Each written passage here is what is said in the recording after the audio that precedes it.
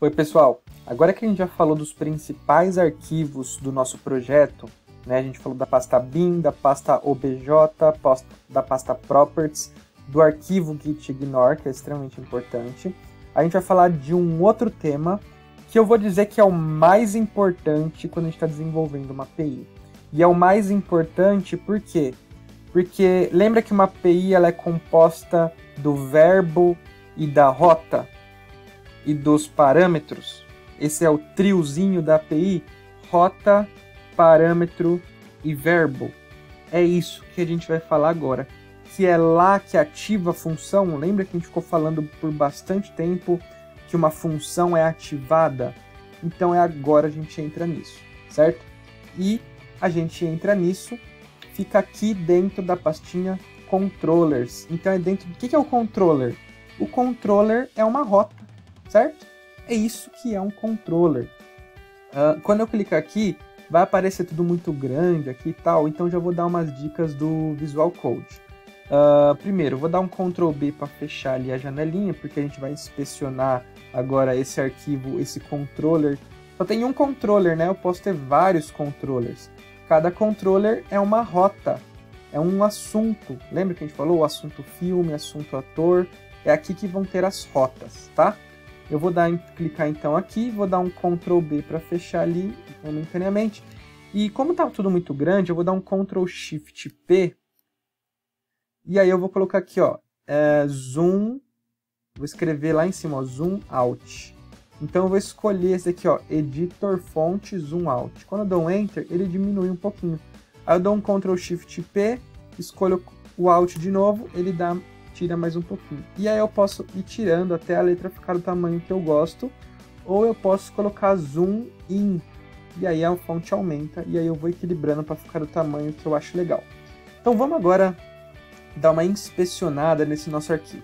Primeira coisa, sempre quando eu vou começar um arquivo novo de programação, cada arquivo vai conter sempre um objeto. Então onde que está meu objeto aqui no meio disso tudo? Lembra que o meu objeto ou ele vai ter funções, ou propriedades, ou construtor. Então olha aqui, ó, se você for procurar aqui, bater o olho, você vai achar que o objeto está aqui, ó. Olha aqui, ó, public class. Qual é o nome do objeto? Weather Forecast Controller. O que é o Weather Forecast Controller, né? E as palavras em inglês já pode deixar a gente meio receoso, a gente fica achando que é difícil só porque tem outra língua. Weather Forecast significa previsão de tempo, né? Mas o que tem a ver previsão de tempo com o que você está fazendo? É porque quando você cria uma API nova, igual a gente criou lá com o .NET New API, ele tem que criar alguma coisa de exemplo para a gente, para dar um gostinho, para a gente sentir, poder fazer alguns testes. E aí os desenvolvedores lá do .NET Core decidiram que o exemplo que vai colocar aqui é o Weather Forecast API, mas a gente vai apagar ele daqui a pouco, tá? Ele vai embora, a gente vai dar tchau para ele, para seguir com a nossa API, que é a que a gente está criando. Esse negócio de previsão de tempo não tem nada a ver. Eu vou usar aqui só como exemplo para explicar certinho o que é cada parte desse código. Então, eu tenho o meu objeto aqui, ó, que ele se chama Weathercast for Controller. E outra coisa muito importante que você tem que saber é que todos os objetos que são controller tem que terminar o nome deles com esse controller em maiúsculo, tá? Você é obrigado a, no final do objeto, então na verdade o nome desse objeto era para ser só o Weather Forecast, mas como é para ser um controller, eu tenho que terminar ele com um controller no final, com 2 L's.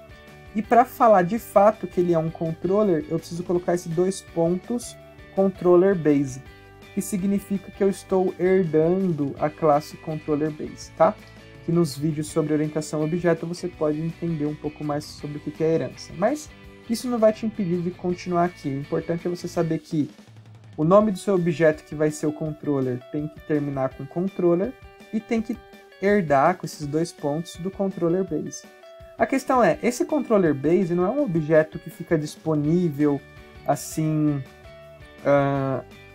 à vista, se a gente só de escrever controller base ele aparece. Não, né?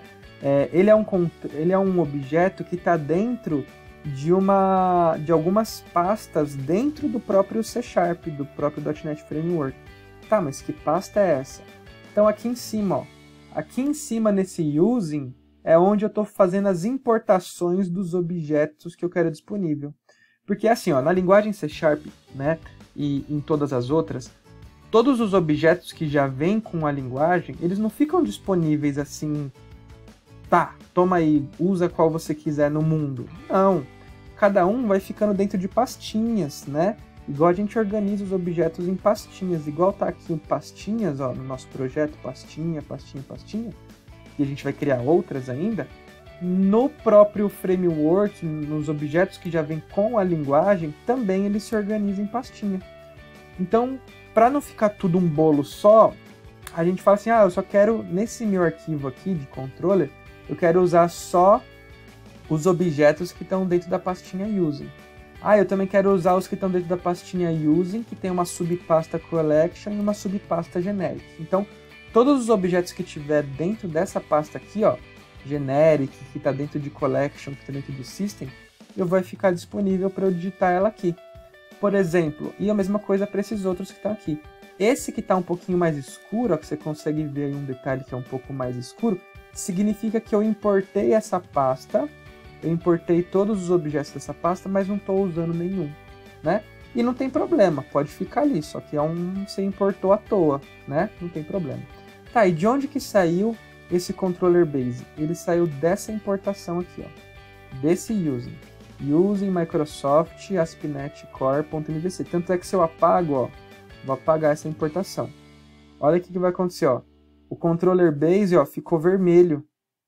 Ele falou, ué, não estou achando esse objeto controller base nos objetos que você importou aqui em cima, né? E aí, o que você faz? Você dá o using, que é a importação. Mas tem uma coisa mais legal ainda, você pode passar o mouse em cima, e quando você passa o mouse em cima, ele vai abrir para você aqui, ó, ele fala que ó, o nome não foi encontrado, então ele mostra o erro para você, certo? E além do mais, ele abre uma lâmpadazinha aqui, ó. Essa lâmpadazinha, quando a gente clica nela, ela fala assim, olha, para resolver o seu problema, é tipo uma inteligência artificial aqui do C#. E ele fala assim, olha, para resolver o seu problema, eu estou vendo que você precisa dar um using lá em cima. Então ele já está te dando uma dica do que fazer. Então a minha sugestão é, só use essa lâmpada se for using o primeiro. Se for qualquer outra coisa, é melhor você não clicar, porque às vezes ele sugere errado, né? É uma inteligência artificial que pode dar errado também, né? Então não vamos usar isso aqui como se fosse um deus, tá? Vamos usar só se for problema de using. Se o primeiro item dessa lâmpada for using, você clica. Se não, é melhor você não clicar, senão talvez você vai piorar o seu problema. Como nesse caso é using o primeiro, então cliquei e olha o que ele fez aqui em cima, ó. Colocou o using pra gente, né? E aí sumiu o vermelhinho e pronto, agora já tá bonitinho. Outra coisa, já que eu tenho meu objeto, eu preciso marcar ele como se fosse uma rota. Então eu uso esse colchetes aqui escrito route controller em cima dele. Além do mais, eu também vou falar que ele é uma API de controle, então eu marco esses dois em cima. Então, por padrão, vocês vão perceber que quando a gente for criar mais para frente isso daqui, a gente vai marcar sempre como rota e como API de controle. Além do mais, o nosso objeto fica dentro de um namespace. O namespace é a pastinha, né? Lembra que a gente falou aqui das pastinhas aqui em cima? É isso que é o namespace. Vou voltar aqui, ó. Olha, o nosso objeto aqui, ó, o Weather Forecast, ele não está dentro da pasta controller, que está dentro da nossa pasta do nosso projeto API Filmes. É isso que é o namespace, ó. O nosso objeto Weather Forecast está dentro da pastinha, que a gente vai chamar de namespace, API Filmes.controller. Então é isso, certo? O namespace é a configuração, é a estrutura de pastas onde o meu objeto se encontra. Muito bem, agora que a gente já falou de todas essas burocracias aqui e tal, vamos para dentro do objeto, né, que é a chave dele aqui. Então, esse objeto começa aqui e termina aqui. O que pode ter dentro de um objeto? Nesse caso, variáveis, né? Ó, variáveis, esses dois aqui são variáveis. O que é isso aqui? Um construtor. E o que é isso daqui? uma função. Olha, querida e amada função.